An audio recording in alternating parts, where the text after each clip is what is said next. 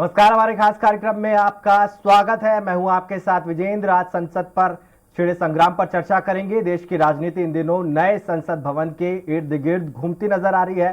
दरअसल नए संसद भवन के उद्घाटन को लेकर बीजेपी और कांग्रेस के बीच जंग छिड़ी हुई है। पीएम मोदी द्वारा उद्घाटन होने वाले इस भवन का लोकार्पण कांग्रेस राष्ट्रपति के हाथों कराने की मांग कर रही है। साथ ही इसे आदिवासियों के अपमान के साथ भी जोड़ा जा रहा है। देश की राजनीति की आंच सोशल मीडिया के जरिए छत्तीसगढ़ की सियासत के रूप में भी तब्दील हो गई है। पहले ये रिपोर्ट देखिए, उसके बाद चर्चा की शुरुआत करेंगे। नए संसद भवन का राष्ट्रपति के हाथों उद्घाटन कराने की मांग तेज हो गई है। कांग्रेस के पूर्व राष्ट्रीय अध्यक्ष राहुल गांधी के बाद मुख्यमंत्री भूपेश बघेल ने भी इस मांग को दोहराया है। इसके साथ ही पिछले दिनों आदिवासी नेता नंद कुमार साय ने प्रधानमंत्री नरेंद्र मोदी को पत्र लिखकर राष्ट्रपति के हाथों ही नए संसद भवन का उद्घाटन कराने की मांग की है।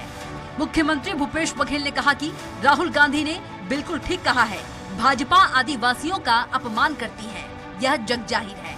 हम छत्तीसगढ़ में विरोधी पक्ष का सम्मान करते हैं, लेकिन दिल्ली में ऐसा नहीं है। यहाँ विधानसभा का जो शिलान्यास हुआ वह तत्कालीन नेता प्रतिपक्ष धर्मलाल कौशिक की सहमति से हुआ है। अजय चंद्राकर जी से मैं जानना चाहता हूं, क्या आप राज्यपाल के प्रवक्ता हैं या प्रतिनिधि हैं? अगर होंगे तो उनसे पूछिए कि उस तिथि में वो यहाँ पर उपस्थित नहीं थी। तत्कालीन राज्यपाल सुश्री अनुसुईया उइके जी उस समय उपस्थित नहीं थी और जिस वजह से इस प्रकार की स्थिति बनी थी। और पहली बात तो इसके जो प्रवक्ता है श्रीवास जी, उसका ट्वीट में देख रहा था, विधानसभा का उद्घाटन किया गया, शिलान्यास किया था, उद्घाटन नहीं किया। पहली बात तो। दूसरी बात, उसमें विपक्ष शामिल हुआ था कि नहीं हुआ था? धर्मलाल कौशिक जी तत्कालीन नेता प्रतिपक्ष, तो शिला पट्टिका में नाम भी है, मंच में भी थे, उसको भाषण भी दिलवाए, तो उसकी उपस्थिति थी और उसे सहमति से बनी। तो यहाँ तो विपक्ष को। वहीं संसद भवन को लेकर हो रही राजनीति और राष्ट्रपति से उद्घाटन किए जाने की मांग पर पूर्व मंत्री अजय चंद्राकर ने कहा कि मुख्यमंत्री ने छत्तीसगढ़ विधानसभा का शिलान्यास सोनिया गांधी और राहुल गांधी से कैसे कराया? क्या उन्होंने राज्यपाल को न्योता दिया था? वो संवैधानिक व्यक्ति नहीं थे। ये लोग कौन से संवैधानिक व्यक्ति थे जो यहाँ विधानसभा का शिलान्यास करने आए थे? किस हैसियत से बोल रहे हैं कि हम बहिष्कार करेंगे? ये संवैधानिक संस्थाओं का सम्मान जानते ही नहीं। स्वतंत्र भारत में भारत की अस्मिता का जो प्रतीक है संसद भवन, जो स्वतंत्र भारत में बना है, उसके उद्घाटन में गांधी परिवार ने अगुवाई की कि इसके शिलान्यास प्रधानमंत्री से, उद्घाटन प्रधानमंत्री से नहीं होना चाहिए। इसी कांग्रेस के मुख्यमंत्री माननीय भूपेश बघेल जी सोनिया गांधी और राहुल गांधी जी से विधानसभा भवन का शिलान्यास कैसे करवाए? क्या उन्होंने राज्यपाल को न्योता दिया था? वो संवैधानिक व्यक्ति नहीं है। ये लोग कौन से संवैधानिक व्यक्ति थे? बता दें 28 मई को नए संसद भवन का लोकार्पण किया जाएगा।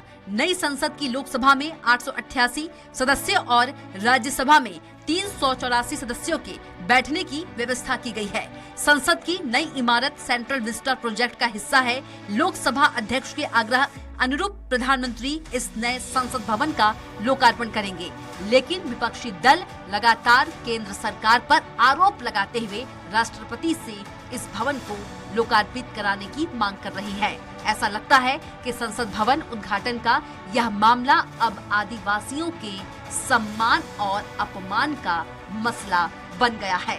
रायपुर से स्वराज एक्सप्रेस के लिए हेमंत शर्मा की रिपोर्ट।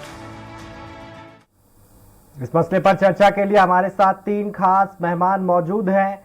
आपका तारुफ करा देता हूं। नितिन बंसाली जी हमारे साथ हैं, कांग्रेस नेता अशोक बजाज जी हैं, बीजेपी नेता कौशल स्वर्णवीर जी हैं, वरिष्ठ पत्रकार हैं। मेरा पहला सवाल नितिन जी से है। नितिन जी, बीएसपी को आपत्ति नहीं है, शिरोमणि अकाली दल को आपत्ति नहीं है, लोक जनशक्ति पार्टी को आपत्ति नहीं है, वाईएसआर कांग्रेस को आपत्ति नहीं है, बीजू जनता दल को आपत्ति नहीं है, तेलुगु देशम पार्टी को आपत्ति नहीं है, कांग्रेस पार्टी को आपत्ति किस बात की है? आपने बड़ी स्प्रिट से सारे नाम गिना दिए कि आपत्ति नहीं, आपत्ति नहीं। आपत्ति है, उनकी संख्या देखिए ये ज्यादा है। ये संवैधानिक जो अभी मैं अजय चंद्राकर जी को सुन रहा था, ये बता रहे थे कि संविधान इन संस्थाओं का सम्मान करने नहीं आता है, इन्हें तो इन्हें कौन सा आता, हमें सम्मान सीखने की इनसे आवश्यकता नहीं है जी। और ये जो कह रहे हैं कि आपने उस पे विधानसभा का वो जो किया उस पे नहीं बुलाया, तो वो शिलान्यास था, हमने बुलाया था राज्यपाल जी को, इसके प्रूफ भी है। ये तो इन्होंने बीजेपी वालों ने उनके ऊपर दबाव बनाकर उनको वहां आने नहीं दिया। और आप देखिए, ये एक आदिवासी राष्ट्रपति है, आदिवासी कह के इन्होंने बनाया है। अभी सम्मान होना की महिला है, आदिवासी है। यदि सारे विपक्षी दल बोल रहे हैं कि राष्ट्रपति से उद्घाटन करवाइए, तो इसमें प्रधानमंत्री जी को समस्या क्या है, करा देना चाहिए। लेकिन वो अपने से ऊपर किसी को चाहता ही नहीं है। जी ठीक है, इस पर जवाब ले लेते हैं। बीजेपी नेता हमारे साथ है अशोक बजाज जी। अशोक जी, आपकी पार्टी जब राष्ट्रपति बनाती है किसी आदिवासी को, किसी दलित को, तो जोर शोर से बोलती है कि हमने बनाया है आदिवासी को, हमने बनाया दलित को, लेकिन जब मौका आया सम्मान देने का तो आप पीछे क्यों हट गए?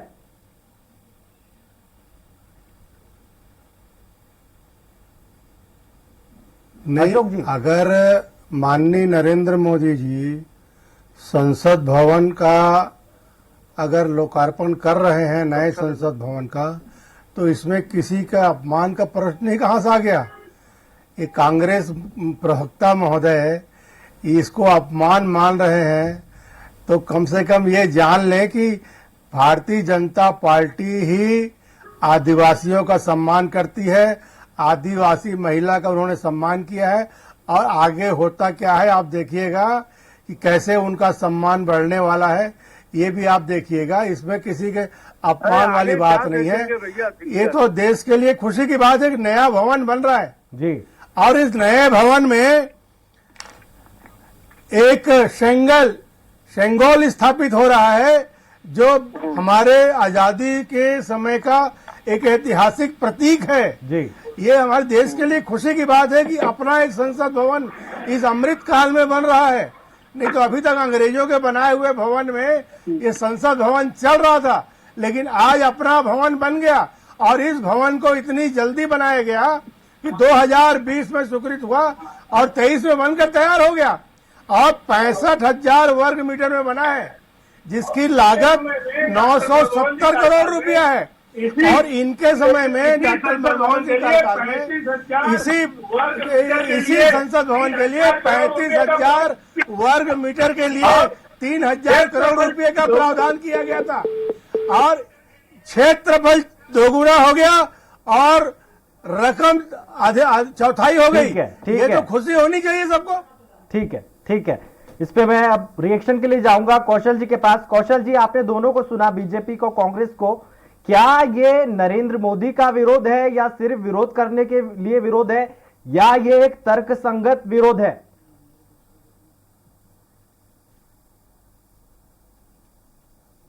देखिए, देश में संसद भवन एक ऐतिहासिक भवन का निर्माण हुआ है और इसका उद्घाटन 2 दिन बाद होने जा रहा है।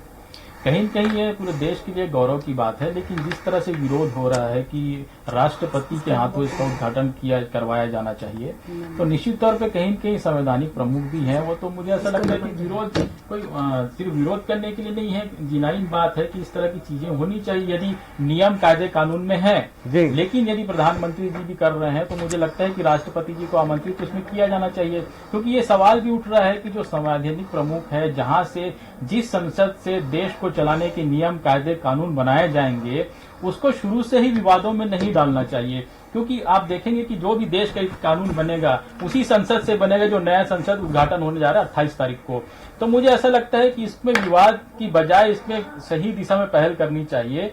यदि संवैधानिक प्रमुख को बुलाया जाएगा तो मुझे लगता है इसमें किसी का अपमान नहीं है, बल्कि सम्मान ही बढ़ेगा। तो देश के लिए गौरव की बात है कि देश में एक नया संसद भवन बनकर तैयार हो गया और बहुत कम समय में बनकर तैयार हुआ है।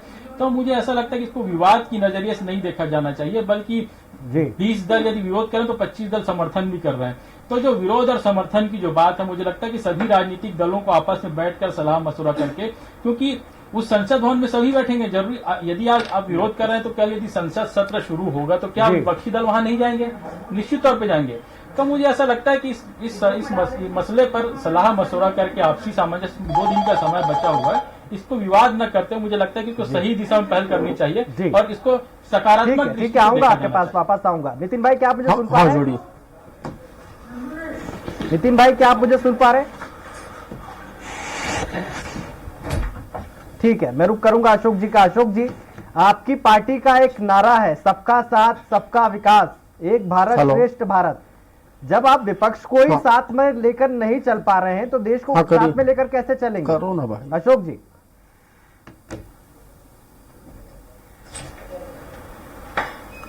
नहीं, इस मामले में विपक्ष को सहयोग करना चाहिए, उनसे अपेक्षा है, लेकिन मुद्दा विहीन विपक्ष है।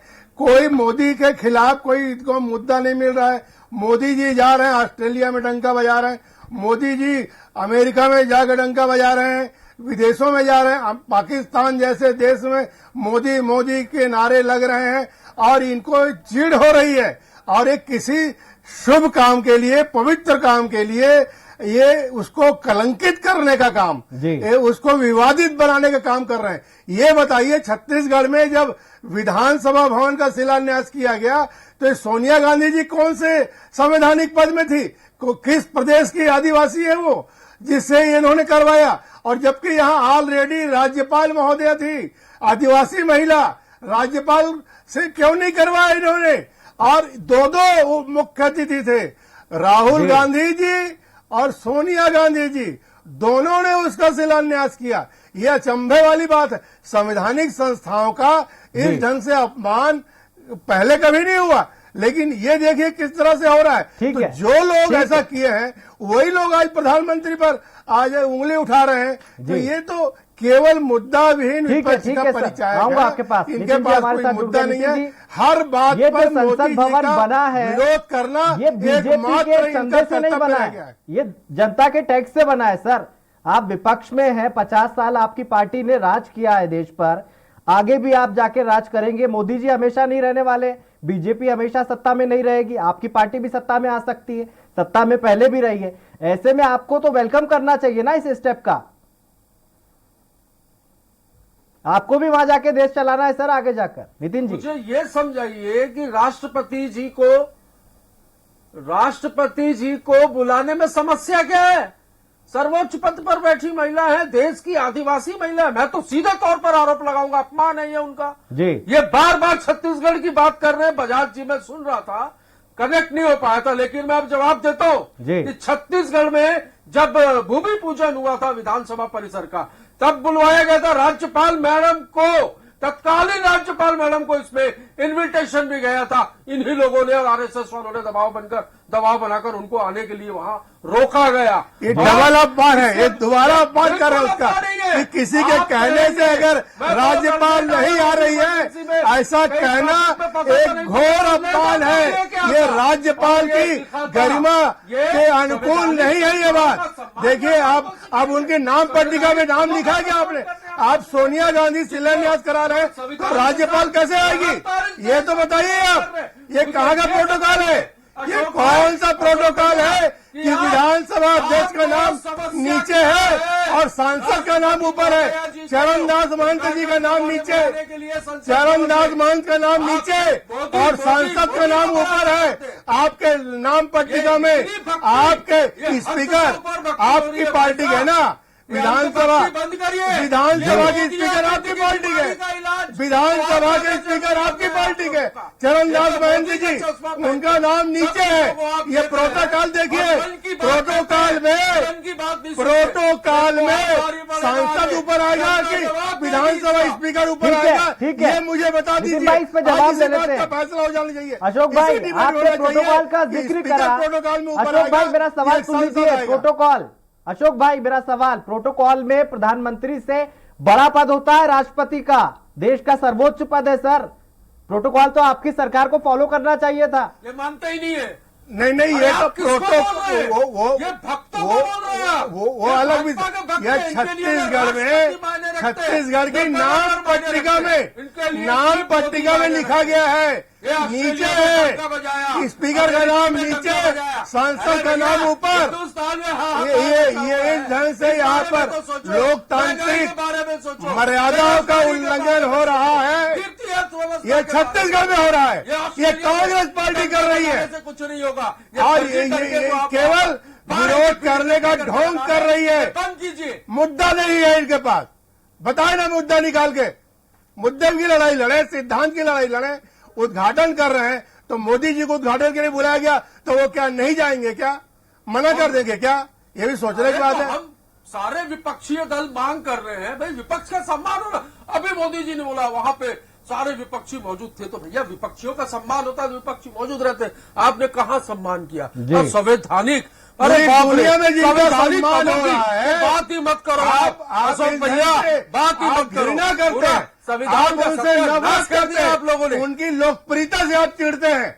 ये है आज कितनी लोकप्रियता दिख गई कर्नाटक में, अंधाधुंध रैलियां की और कितनी सीटों में सिमट गए, दिख गया हिमाचल में, कर्नाटक तो चलिए कर्नाटक हो चुका है। कर्नाटक आप लोगों की संकनाट कर्नाटक हिमाचल और कर्नाटक से हो चुका है। आपको चली की मेला है, उसके बाद आपने जो वादे पूरे किए हैं वो कैसे वादे पूरे करेंगे?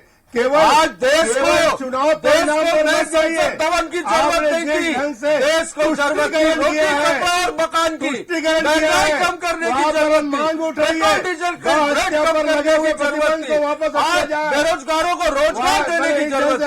नया संसद भवन बनाकर वाहवाही बटोरने का काम मत करिए। 6 महीने समझ में आ जाएगा। आपने मोदी जी का सैनिक के काम मत करा है, हम और कौशल भाई, जो राजनीति हो रही है संसद भवन को लेकर, वो कितनी तर्कसंगत है?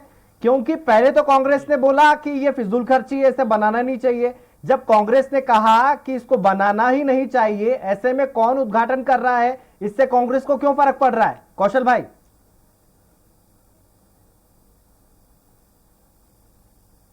देखिए, निश्चित तौर पे शुरू से जो कांग्रेस और जो विपक्षी दल है उसके विरोध में रहे कि इसको फिजूल खर्ची बताया, क्योंकि लगभग 900 करोड़ रुपए इसमें खर्च हुए हैं। लेकिन आप देखेंगे कि जब भी कोई पुरानी बिल्डिंग होती तो नए भवनों का आगाज किया जाता है और उसकी आधारशिला रखी जाती है। लेकिन देश के लिए गौरव की बात है कि जिस तरह जिन मापदंडों के साथ उसको बनाया गया, काफी ऐतिहासिक तरीके से बनाया गया है। और मुझे ऐसा नहीं लगता कि इसका विरोध किया जाना चाहिए, क्योंकि हर पुरानी चीज के ऊपर नई चीजों का आना लगभग तय माना जाता है। यदि नया संसद भवन बन रहा है तो देश के विकास के लिए ही बन रही है। कोई भारतीय जनता पार्टी या नरेंद्र मोदी जी की प्रॉपर्टी नहीं होगी, क्योंकि ये देश का संसद भवन है। इसमें कल को भारतीय जनता पार्टी आज बैठी तो कल कांग्रेस भी बैठ सकती है, दूसरे दल भी बैठ सकते हैं। संसद सत्र शुरू होगा तो सभी दल के नेता उसमें जाएंगे, सभी दल के नेताओं के लिए वहां पे ऑफिस भी बनाया गया, कार्यालय भी बनाया गया। तो मुझे ऐसा लगता है कि ये जो संसद भवन है ये देश के लिए ऐतिहासिक चीज है। और जब भी कोई छत्तीसगढ़ में आप देखेंगे, जब पुराना मंत्रालय था, नया मंत्रालय में शिफ्टिंग हुई, तो कहीं न कहीं इस तरह की विधानसभा का भवन भी नया बन रहा है। तो हर राज्य की जो विकास की गति होती है उसी तरह देश की विकास की भी गति होती है।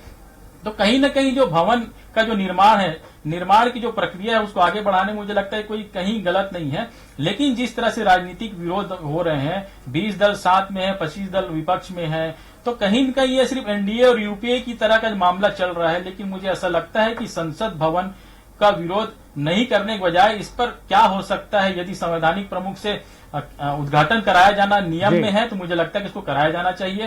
क्योंकि आप देखेंगे कि सबकी कौशल भाई, कई बार ऐसा हुआ है कि विधानसभा नहीं तैयार हुई है और सीएम ने उसका इनॉग्रेशन किया है। कई बार कई स्टेट में ऐसा देखा गया है कौशल भाई कि विधानसभा जब नहीं बनी है तो मुख्यमंत्री ने इनॉग्रेशन किया है। कई राज्यों में, निश्चित तौर पे कई राज्यों में इस तरह की चीजें हो चुकी है। तो मुझे लगता है कि इसको विवाद का विषय नहीं बनाना चाहिए, बल्कि आपसी सलाह मशवरे के साथ, क्योंकि संसद का उद्घाटन 28 तारीख को निश्चित ही अभी मानसून सत्र होगा, तो मानसून सत्र में क्या विपक्ष के सदस्य नहीं जाएंगे वहां? निश्चित तौर पे जाएंगे।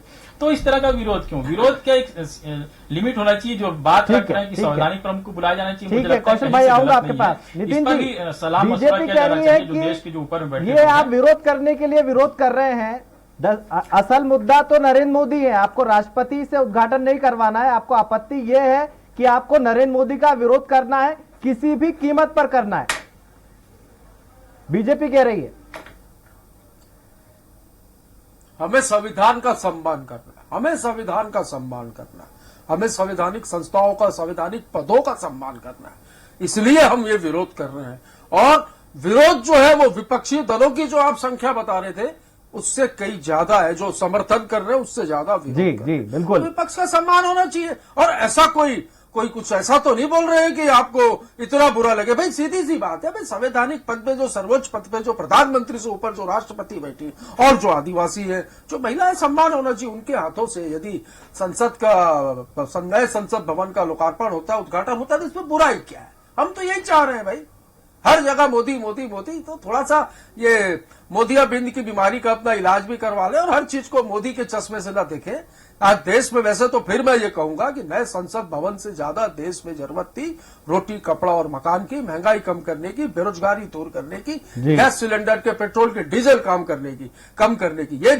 ये होना चाहिए था। पर यहाँ पर संसद भवन के, नए संसद भवन के नाम पर जो खर्च किया गया कांग्रेस ने। पर नितिन भाई, आपकी पार्टी के नेता रहे प्रणब मुखर्जी, उन्होंने कहा था कि जरूरत है उद्घाटन जो है संख्या बढ़ाने की जरूरत है, 1000 तक सांसद की संख्या जाएगी नए परिसीमन के बाद, तो ऐसे में लोग बैठेंगे कहां? हमारी पार्टी के नेता प्रणब मुखर्जी ने जब ये कहा था भाई साहब, थी आवश्यकता, पर मैं आवश्यकता रोटी, कपड़ा, मकान, गरीबी, महंगाई, गिरती अर्थव्यवस्था, इनको मानता हूं। उस समय हो सकता है स्थितियां अलग थी, आज स्थितियां अलग है। ठीक है, बजाज साहब, आपकी पार्टी कह रही है कि सिर्फ मोदी का विरोध करने के लिए ये 19 पार्टियां जो है बहिष्कार कर रही है कार्यक्रम का, लेकिन सवाल तो ये है ना सर, जब आप शिलान्यास करते हैं तब आपको लीडर ऑफ अपोजिशन को भी बुलाना चाहिए, आप क्यों नहीं बुलाते हैं? जब दलित राष्ट्रपति था तब भी आपने उनको नहीं बुलाया।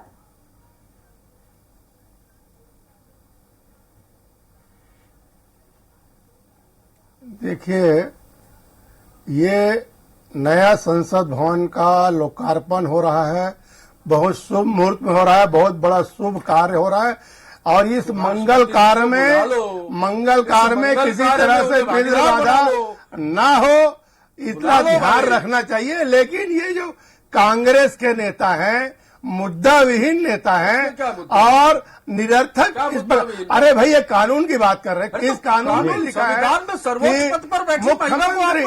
मुख्यमंत्री विधानसभा का उद्घाटन, विधानसभा भवन का उद्घाटन करेंगे और लोकसभा भवन को उद्घाटन प्रधानमंत्री नहीं करेंगे?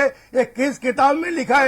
ये तो बता दीजिए ना, ये तो बता दीजिए ना। जो है ये तो राष्ट्रपति खुशी मनाने का पर्व होता है, खुशी का पर्व मनाने का अवसर है, ये राष्ट्रीय पर्व जैसा पर्व है और इसमें किसी तरह से उल्लंघन नहीं करना चाहिए। स्वागत करना चाहिए, इनको आना चाहिए, गले मिलना चाहिए, गले मिलना चाहिए कि नए भवन में इतनी जल्दी सरकार ने बनवा दिया। और इनको दुख पीड़ा इस बात की है कि ये उसी भवन को 3000 करोड़ में बनवाना चाहते थे, इस सरकार ने 900 करोड़ में बनवाया। ये उनके कार्यकाल में नहीं बन पाया है, और 35,000 वर्ग मीटर में बनाना चाहते थे, आज 65,000 वर्ग मीटर में बन गया। पीड़ा इस बात की है, ये अंदर की बात है, अंदर की बात ये है, पीड़ा की बात ये है, पीड़ा की बात असल में ये है, उद्घाटन कौन कर रहा है नहीं कर रहा है। ठीक है, आऊंगा आप दोनों के पास। एक बहाना है। कौशल भाई का रुख करूंगा। कौशल भाई, जब चुनाव हुआ था राष्ट्रपति का तो यशवंत सिन्हा को उम्मीदवार बनाया था विपक्ष की पार्टियों ने, तब मुर्मू के सम्मान की चिंता नहीं थी, राष्ट्रपति के सम्मान की चिंता नहीं थी, लेकिन अभी कांग्रेस को बहुत चिंता है राष्ट्रपति के सम्मान की। कौशल भाई,